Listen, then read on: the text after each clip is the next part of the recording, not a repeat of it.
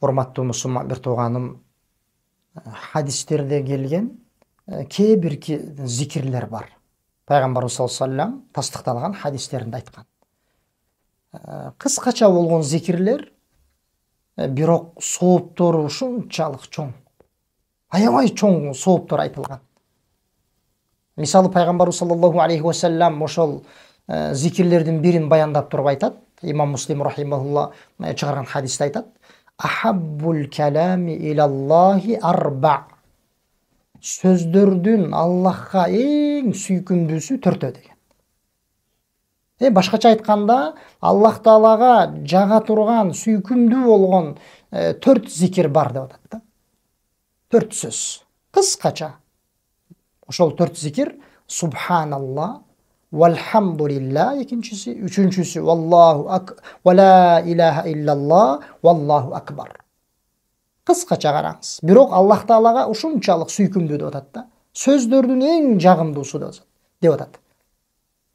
Субханалла. Мааниси Аллах Таала бардык айыптардан, кемчилдиктерден таза деген. Валхамдулилла. Мактоолор ал заттын өзүнө гана таандык деген. Аллахка мактоолор болсун деген. Ва ла илаха иллаллах. Үчүнчүсү ла илаха иллаллах сөзү. Ла илаха иллаллах деген зикир. Аллахтан башка сыйынууга татыктуу болгон эч бир зат жок деген. Төртүнчүсү болсо валлаху акбар. Аллах Таала бардык нерседен чоң деген. Мына ушул 4 сөз деди пайгамбар саллаллаху алейхи ва саллям, Аллахка эң сүйкүмдүү болгон сөздөр деди.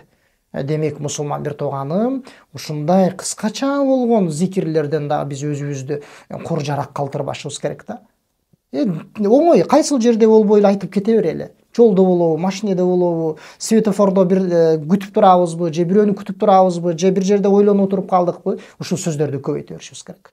Хадистин аягында пайгамбар саллаллаху алейхи ва саллям айтып атат: "Ла ядуррука би аййихинна бадата" деп атат. Сен бул 4 зикирдин кайсынысын биринчи айтып баштасаң деле, сага эч кандай зыяны жок деп атат. Эч кандай ирети менен айтыштын кажети жок деп атат да. Ошон үчүн урматтуу мусулман бир туугандар, ушундай зикирлерге дагы бекем бололу.